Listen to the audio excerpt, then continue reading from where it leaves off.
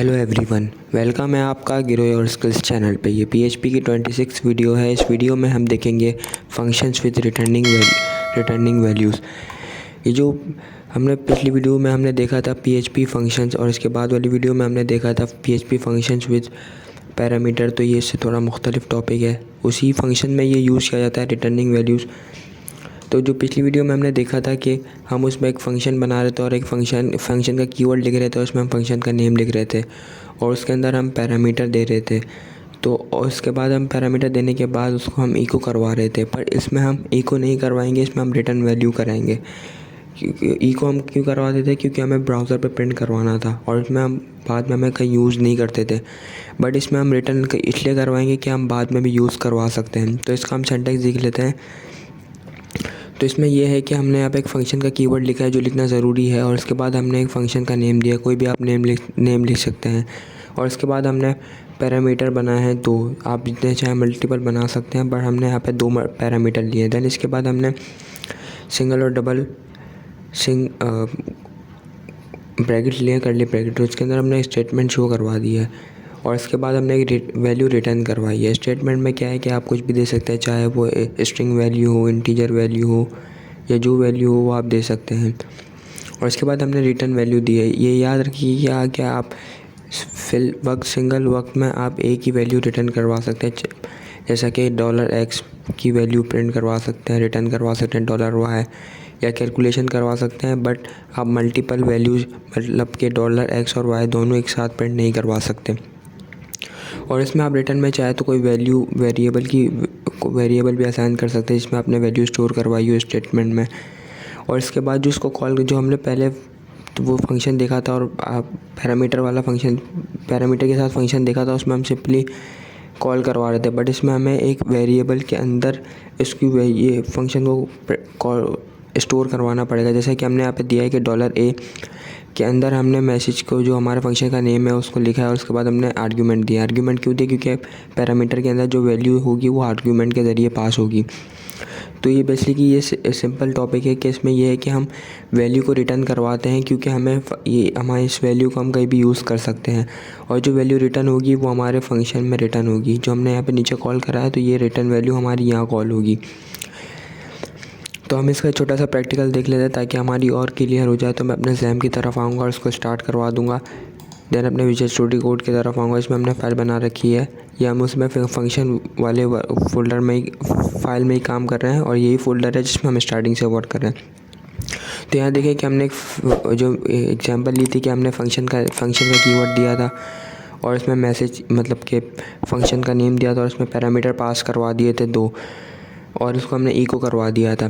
But हम इसमें ये इको नहीं करवाएंगे क्योंकि हम इसमें रिटर्न करवा रहे हैं। तो मैं यहाँ पे सिंपल सा इसको रिमूव करवा देता हूँ और मैं इसको इको की जगह, क्योंकि मुझे यहाँ पे एक वेरिएबल स्टेटमेंट में मैं वेरिएबल असाइन करवा दूँगा ताकि मेरे को आगे लिखने में ईजी हो। तो मैं यहाँ पे $x का वेरिएबल दे दूँगा और उसके अंदर स्ट्रिंग वैल्यू स्टोर करवा दूँगा। और इसके बाद मैं एक रिटर्न वैल्यू कराऊंगा। रिटर्न कीवर्ड है, ये लिखना ज़रूरी है, जैसा कि फंक्शन कीवर्ड है लिखना ज़रूरी है, इसी तरह रिटर्न कीवर्ड लिखना ज़रूरी है। और उसके बाद मैं क्या रिटर्न करवा रहा हूँ $x। क्यों करवा रहा हूँ? क्योंकि हमने $x में जो name1 दिया है, name2, ये name1 name2 कहाँ से ला रहा है? हमारे पैरामीटर से। पैरामीटर में हमने दो दिया, name1 name2, और जो पैरामीटर है इसकी वैल्यू हमारे जो नीचे आर्ग्यूमेंट्स है वो पास करवाएंगे, जैसे हेलो एवरीवन है। तो इसके अंदर हमने रिटर्न करवा दिया $x। और इसको हम जो कॉल करवाएंगे उसका जो तरीका मैंने आपको बताया कि पहले हम ये वाला तरीका देख लेते हैं। सिंपल वाला तरीका जो है, मैं इसको सिंपली इको करवा देता हूँ और यहाँ पे बस मैंने इको करवा दिया, और जो हमारे फंक्शन का नेम है मैसेज वो करा दिया, और जो हमारे पैरामीटर है हेलो का, जो name1 का आर्ग्यूमेंट है वो हेलो, और जो name2 का आर्ग्यूमेंट है एवरीवन वो हमने शो करा दिया। अब अपने ब्राउज़र की तरफ आएंगे और यहाँ पे लोकल होस्ट लिखवाएंगे, और जो हमारी PHP कोड फंक्शन की फाइल है इसमें हम देखें कि इसमें इसने शो करवा दिया हेलो एवरीवन। क्यों इसने शो कराया? क्योंकि यहाँ पे देखें कि हमने यहाँ पे एक फ़ंक्शन बनाया था और उसको हमने जो स्टेटमेंट में $x की वैल्यू में स्टोर करवा दिया था name1 name2 के नाम से, और इसको हमने रिटर्न भी करा दिया। अब इसको हम कहीं भी कॉल करवा सकते हैं, डायरेक्टली कॉल हो जाएगा। और जो रिटर्न की वैल्यू है इसके बाद हमने इसको इको करवा दिया डायरेक्ट। अब इसका जो दूसरा तरीका है ये रिटर्न करवाने का, वो हम देख लेते हैं कि क्या तरीका है। तो इसको इको की जगह सिंपली मैं एक वेरिएबल असाइन कर दूंगा टेक्स्ट के नाम से, क्योंकि टेक्स्ट के नाम में मैंने ये देखे कि इसको स्टोर करवा दिया जो हमारा फंक्शन कॉल हो रहा था। उसके बाद मैं डायरेक्ट इको करवा दूंगा क्योंकि मुझे अपने ब्राउज़र पे शो करवाना है इको टेक्स्ट। तो ये भी दूसरा तरीका, ये सिंपल सा तरीका और ये बहुत लॉजिकली तरीका है। तो ये देखिए इसने कोई चेंजेस नहीं की, इसका मतलब ये बिल्कुल परफेक्ट रन कर रहा है। तो इसमें इसने क्या किया कि इसमें जो वैल्यू रिटर्न आ रही थी इसके बाद इसने एक वेरिएबल, हमने वेरिएबल जो असाइन किया टेक्स्ट के, तो इसने पूरे जो कॉल फंक्शन कॉल था इसको इसने टेक्स्ट के वेरिएबल में असाइन कर दिया और हमने नीचे से इको करवा दिया, तो इसने वैल्यू पूरी रिटर्न करवा दी। इसमें बेसिकली क्या हुआ कि हमने एक फ़ंक्शन बनाया, उसको नाम दे दिया मैसेज का, और उसमें हमने दो पैरामीटर दे दिए नेम1 नेम2। फिर इसके बाद हमने $x का वेरिएबल में दो वैल्यू स्टोर करवा दी जो हमारी थी नेम1 नेम2। इसके बाद हमने इसको क्या करवा दिया, रिटर्न करवा दिया, क्योंकि हमें कहीं भी कॉल करवाना है, क्योंकि हमें फ़ंक्शन में नीचे कॉल करवाना था, रिटर्न करवानी थी वैल्यू। फिर इसको हमने एक वेरिएबल नीचे असाइन किया और उसको हमने मैसेज है हमारा फंक्शन का नेम मैसेज, उसको हमने कॉल करवा दिया और इसके अंदर दो आर्ग्यूमेंट शो करवा दिए। और इसको हमने पूरा जो स्टोर किया था टेक्स्ट के वेरिएबल में, इसको हमने नीचे इको करवा दिया, प्रिंट करवा दिया। तो ये था सिंपली सा टॉपिक। अब इसका हम छोटी दूसरी एग्जांपल देख लेते हैं कि हम इसमें सम, सब्ट्रैक्ट, मल्टीप्लिकेशन या डिवीजन भी कर सकते हैं। तो मैं सिंपली यहाँ पे ये करूँगा कि मैं यहाँ पे इसको मैसेज की जगह वेरिएबल जो हमारा फंक्शन का नेम है इसको सम कर दूँगा। सम कर दिया, इसके बाद मैंने यहाँ पे दो वेरिएबल मतलब के पैरामीटर ले लूँगा $x और $y।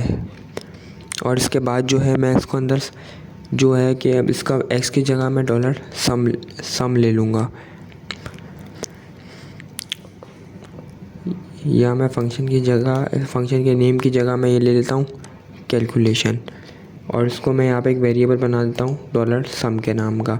तो मैंने यहाँ पे सम बना दिया और इसको मैंने अब इसके अंदर मैं दो वैल्यू असाइन करूँगा $x प्लस $y, क्या कि दोनों की कैलकुलेशन करवानी है और मैं रिटर्न करवा दूंगा सम।